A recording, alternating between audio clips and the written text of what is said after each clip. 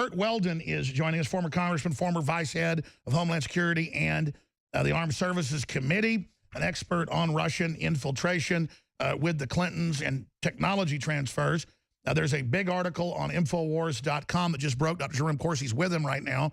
The congressman has to go in a minute to go to a UN meeting, I was told, but I'm glad we're doing this today now. Russian bank docs show how Putin laundered money to Hillary and Podesta.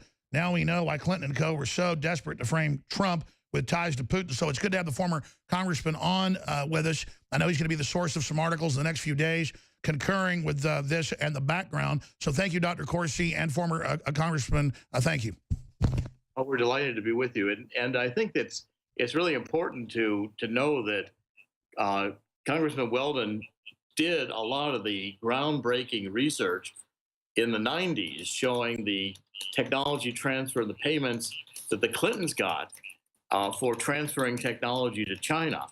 And he is very familiar with the subject of this article, Becklersburg, and how the Russians operate. And here's Congressman Weldon to talk about it. Well, thank you. And it's an honor to be with you and be on your show. Thank you. And just to give you a few moments of history that I'm sure you're aware of. It's amazing that we talk about Russian influence in the presidential election.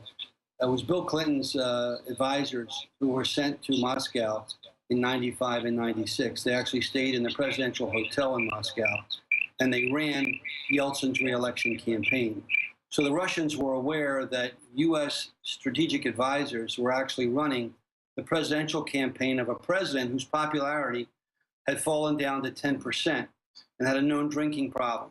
So they knew that we basically re-elected the guy that we wanted to be the president in the form of Clinton. That was Yeltsin.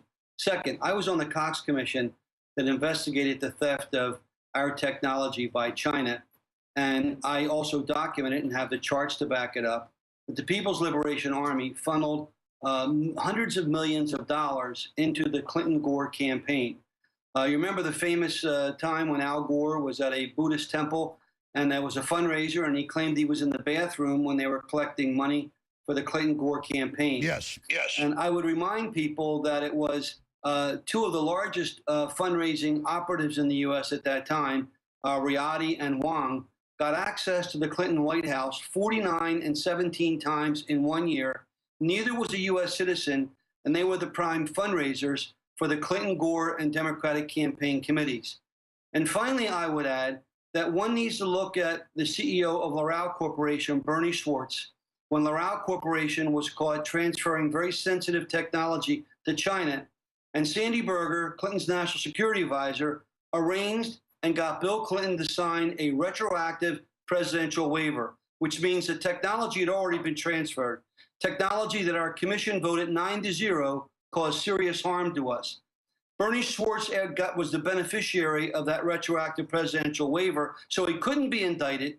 And that was the same year he became one of the former largest Congressman donors. Curt Weldon, former heads of these committees. They've got to go in about 6-7 minutes. We're going to go to break shortly. I'm going to come right back so you can finish up and talk about how this fits in today with the new information that the Clintons have been on the Russian and Chinese payroll. I mean, I was on air then. I remember it was all the news. Your committee covered it. It was documented. So it's just crazy, these so-called ties to Trump. So I'd like to get your take on that and then have you back up for a full 30 minutes soon. We'll be right back. Stay with us. All right, I've been on air 21 years. We only got a few minutes left with him. I want to get him back in the near future. Former Congressman Curt Weldon, who was the vice head of the Homeland Security Committee and Armed Services Committee. I remember the hearings when they just exposed the Communist Chinese, the Russians.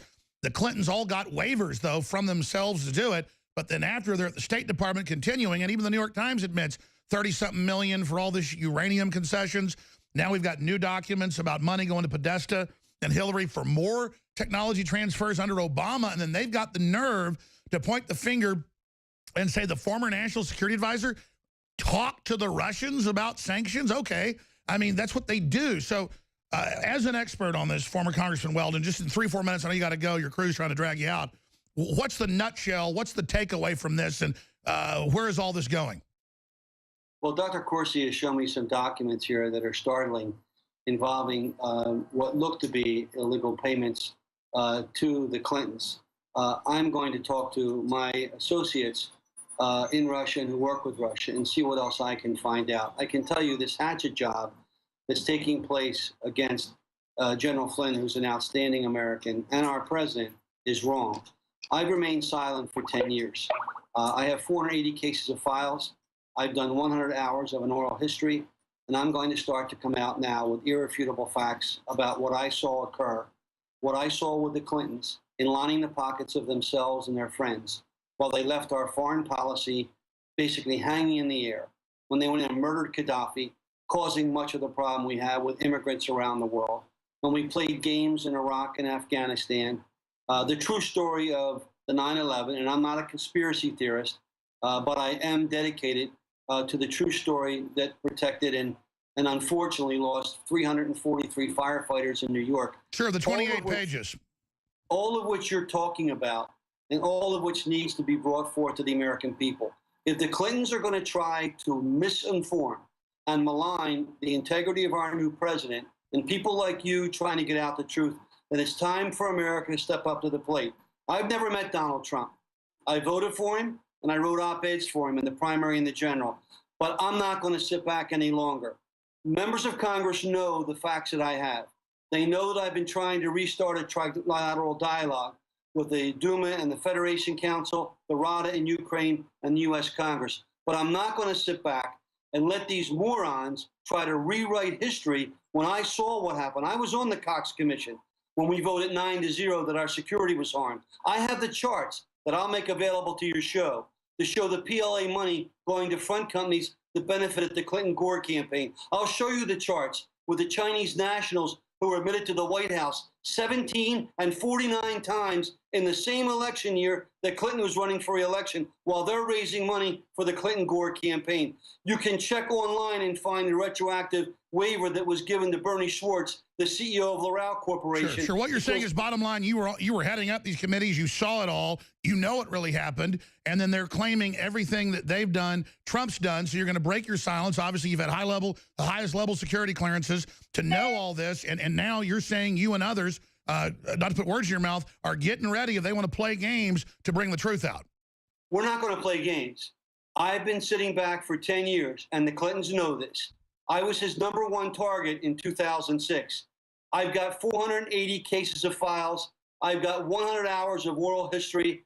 I've got 40 hours of other tapes done by former officials, former agency people, former DOD people. And if they want to play hardball, then it's time to play hardball. They screw with my family 10 years ago. Unlike anything that Hillary Clinton experienced, my family experienced. It's time now that I'm going to say it's over. Clintons, it's time you move on. And if you don't want to do it voluntarily, then I'm going to be your worst nightmare. And the key here, Alex, is I think we've got the connections between what was going on in the 90s with the Clintons and the documents we're getting today, these Russian bank documents, which are fully validated in the Russian newspapers and also in U.S. news reports. Well, I understand, Dr. Corsi. Are you going with the former vice chair, or are you going to stay and talk more? Because I know he's got to go. I'll stay and talk more. I'm here. Okay, well, take a minute to say bye. Sir, Congressman, I know you went through a lot. Thank you for everything. Just 60 seconds, final comment. Thank you. You get a final comment. Okay, I appreciate it. Let me say, Alex, during my 20 years in Congress, everything I did was bipartisan. Some of my best friends in Congress were and still are Democrats. No, you're known for that. Trips overseas. This is not about Republican versus Democrat. This is about America being taken back from the thieves who became wealthy on the backs of the taxpayers of this country and on the backs of innocent people around the world. That's the story that's got to be told. Yes, sir. Well, please, let's get you on it. I'll send the crew up there with the press conference. I know this is big to have you, one of the former heads of these committees, with this information. This is very important. Thank you, sir. Thank you.